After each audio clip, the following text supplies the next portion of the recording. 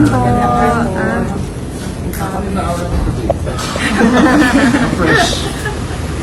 Nakatulog ako ng medyo mahaba kagabi. So, thank you.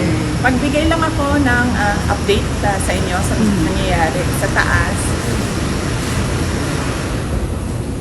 Magbigay lang ako ng update sa nangyayari sa taas. So, hindi ko na lang din banggitin yung mga pangalan kasi nag-request din yung mga patients na huwag banggitin yung mga pangalan nila. So, ang isang patient, may clearance na siya. Ang decision niya is umuwi muna sa kaibigan niya. Natatakot siya umuwi sa sarili niyang bahay. So, ang decision niya, pag-discharge niya dito, ay pupunta siya sa kaibigan niya. Doon muna siya titira. And then yung isang patient, waiting siya for discharge. At ang sabi sa kanya ng private doctors niya ay lumipat siya ng hospital. So, yun yung gagawin para sa kanya. Dahil po, bakit ito lumilipas?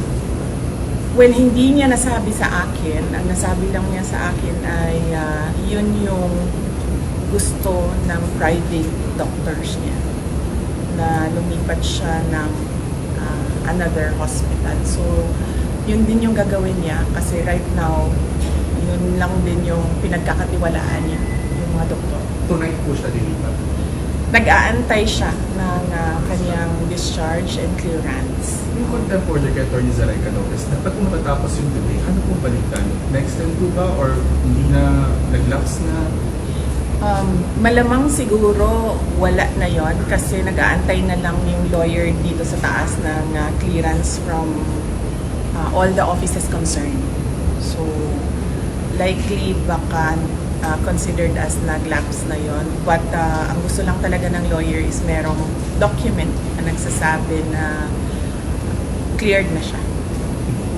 Ma'am, if we may get your reaction sa nabanggit po ni President Marcos. Ang sinabi niya, ma'am, kinonfirm niya po yung pumalat na text message na nakalagay na in the larger scheme of things, Sara is an unimportant, so please do not file impeachment complaints. What are your thoughts, ma'am? Pinigil or he stopped in a way? Hindi naman ako mag-comment sa mga remarks ni President Marcos. But sorry, may nakalimutan ako na update sa taas. Gustong ipaabot nung dalawang patients ang pagpapasalamat niya sa inyo, sa media, kasi binantayan niyo daw sila at hindi niyo sila iniwanan. And gusto din nila magpasalamat sa mga doctors and lahat ng healthcare professionals na tumulong sa kanila. And of course, sa mga lawyers din na nag-assist sa kanila all throughout the crisis. So, isa din yun sa mga message nila galing sa taas. Salamat daw sa inyong lahat. At dahil daw may clearance na, pwede na rin daw, cleared na rin daw kayo from them na umalis or iwanan sila dito. Isa sa kanila lalabas sa complaint. Sure. Ang isa, nakaalis na. Oo, nakaalis na yung isa. Ang isa na lang yung nag-aantay ng clearance. Possible din po lumabas today. Possible din po ma-discharge. Well, hopeful sila na merong ganon na mangyayari today. Pero I think meron ng assurance ang lawyers na mangyayari yon ang kanyang clearance and discharge today. So, nagpapasalamat. Kaya nagpadala na rin siya ng pagpapasalamat dito sa media, sa inyong lahat, sa pagbabantay, pagtulong at pagprotekta sa kanila. Sorry, NBI investigation, December 11. Pupunta po kayo. I'll have to run my schedule day by day kasi nagbabago siya ngayon araw-araw dahil bigla na lang may nangyayari na mga bagay kaya hindi ko magawa yung schedule ko ng malayo pa. So, we do it day by day sa ngayon, yung schedule. So, hindi ko pa masagot kung pupunta ako sa December 11. Tsaka, ang isang consideration dyan ay sinusunod ko kung ano yung mga sinasabi ng lawyers sa ngayon. So, ano yung sasabihin or ano yung advice ng lawyers, yun yung gagawin ko. How about the Good Government Hearing Committee? Yes, oo. Nag-express kasi yung isang, dalawa, tatlo. Nag-express yung tatlong mga resource persons from the Office of the Vice President that they really feel safer and medyo kumakalma sila nandiyan ako.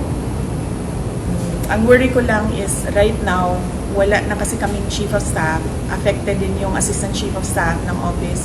So ako na lang talaga yung naiwan sa opisina to do everything. And meron ding mga year-end activities ang office. Meron din kaming mga Thanksgiving activities.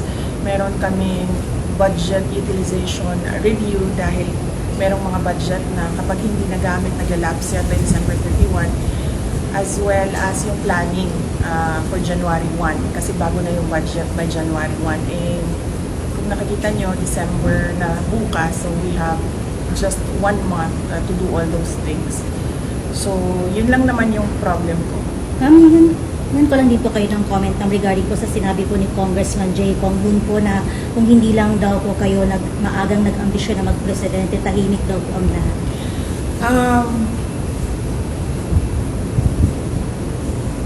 Unang-una, the presidency of 2022 was mine already. Nanalo na ako sa surveys, lahat ng tao solid na, united na for my candidacy.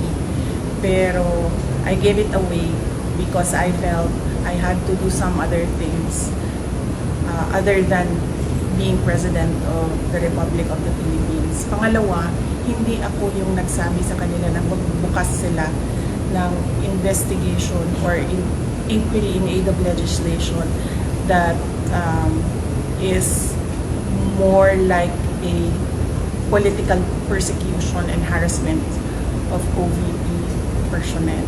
So, wag nila akong i-gaslight into saying na ako ang dahilan ng kaguluhan na ito. Ang kaguluhan na ito ay nagsimula sa sa terrorism nila, sa harassment nila, sa threats nila, sa mga personnel ng Office of the Vice President. Ma'am, clarification lang po, nag-resign na po ba si Attorney Zulay? And when? Hindi pa siya nag-resign, pero nagsabi siya na mag-i-indefinite leave na siya. So, once ma-cleared siya dito, she will file an indefinite leave from the Office of the Vice President. Ang sabi ng Presidente, never say never kung mag-reconcile kayo ng Anong comment ito? Will not comment on the remarks of President Marcos sa ngayon. Thank you. Message na lang sa mga supporters sa Senza Shrine. Yes, oo. Well, nagpapasalamat din kami sa mga supporters namin sa EDSA Shrine. And syempre yung iba pa na kahit hindi namin supporters ay nagpapalabas ng kanilang saloobin sa mga nangyayari ngayon. Dahil nagbabantay din sila sa mga pasyente natin dito sa Veterans Hospital. And nagpapasalamat din kami sa mga tao na nasa labas ng Veterans Hospital na nagbantay din sa mga pasyente. Malaking tulong yon sa akin, yung media, yung mga tao na nagbabantay. Si Senator Bato de la Rosa na hindi talaga niya iniwanan yung mga pasyente. Si Senator Bongo na nag-substitute sa akin dito. Ang laking tulong nun lahat, ninyong lahat sa akin dahil nakakagalaw ako, nagagawa ko pa rin yung mga iba kong kailangan gawin ng mga trabaho. Ma'am, bago lang po ma'am. Ma'am, nag-usap na po ba kayo ni Fair RD lately?